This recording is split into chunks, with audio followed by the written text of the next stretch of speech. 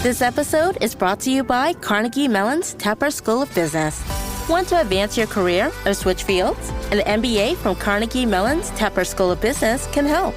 Earn your degree from a top-ranked business school with a thought-provoking curriculum, one-on-one leadership coaching, support from experienced career counselors, and full-time, online hybrid, and accelerated MBA formats. Join the intelligent future. Visit cmu.edu/Tepper to learn more. Apple Card is the credit card created by Apple. You earn 3% daily cash back up front when you use it to buy a new iPhone 15, AirPods, or any products at Apple. And you can automatically grow your daily cash at 4.15% annual percentage yield when you open a high-yield savings account. Apply for Apple Card in the Wallet app on iPhone. Apple Card subject to credit approval. Savings is available to Apple Card owners subject to eligibility. Savings accounts by Goldman Sachs Bank USA, member FDIC. Terms apply. This is Optimal Finance Daily, episode 2551, How to Master the Art of Delayed Gratification by Ben Feldman with GoodFinancialSense.com. And I'm your host and personal finance enthusiast, Diana Merriam. Now let's jump right into our next post as we optimize your life. How to Master the Art of Delayed Gratification by Ben Feldman with GoodFinancialSense.com. Mastering the art of delayed gratification requires discipline and strategic thinking. Learn the principles and techniques essential for achieving long-term goals by resisting immediate rewards.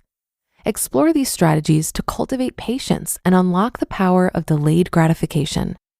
When it comes right down to it, what is the true key to financial success?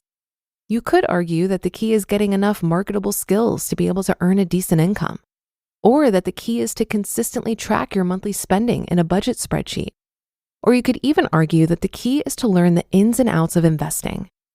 But really, while all of these things are very important to your long-term financial health, each of them is based on one particular characteristic: the ability to delay gratification.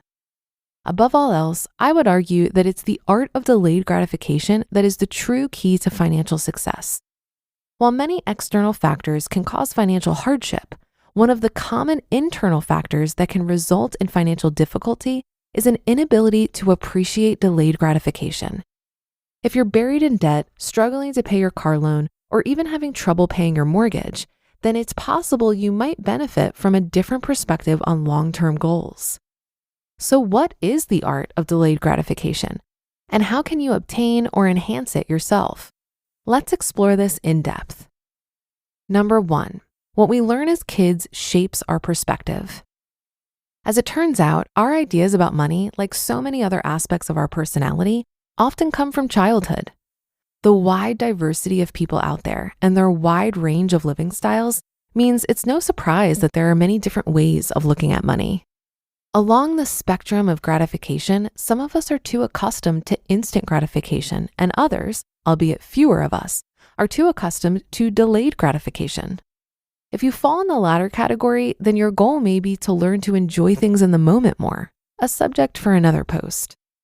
On the other hand, if you realize that your early life experiences made you more comfortable with instant gratification, then you have a challenge: how to shift from what you're used to towards a mentality that values long-term thinking and long-term goals.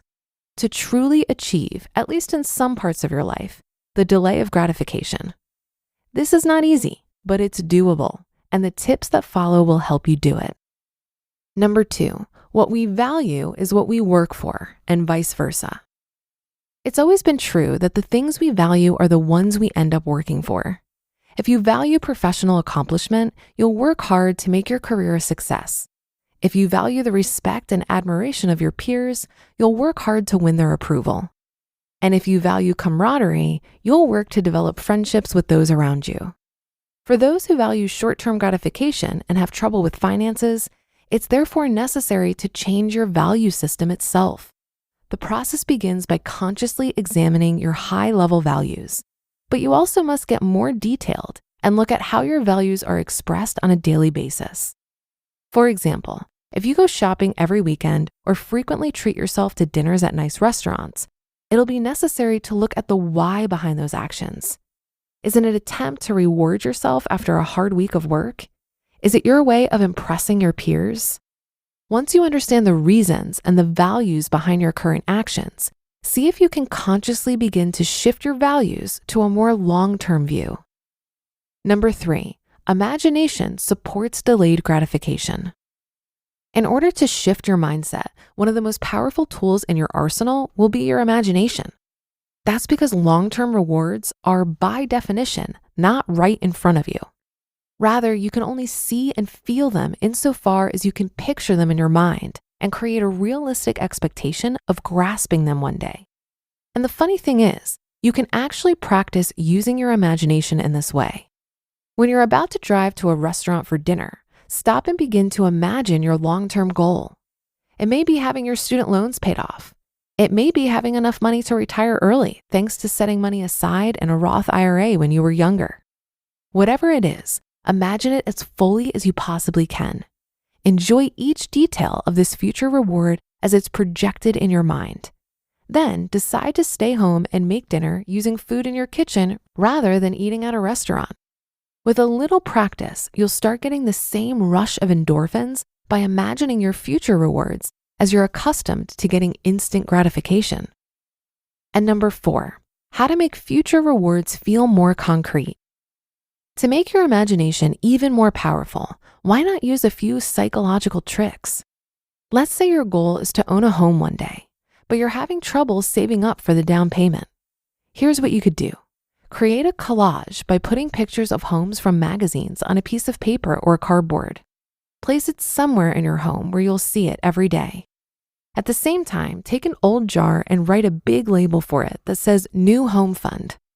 Whenever you make a decision in your daily life that saves money for your long-term goal, you can put the money in the jar and deposit it in your bank account during your next trip to the bank. If you use one of the great online checking accounts and/or have a smartphone, this may be even easier because you can make the deposit digitally and immediately. Either way, this habit will make your long-term goal feel more concrete, and you'll be more motivated to stick with it.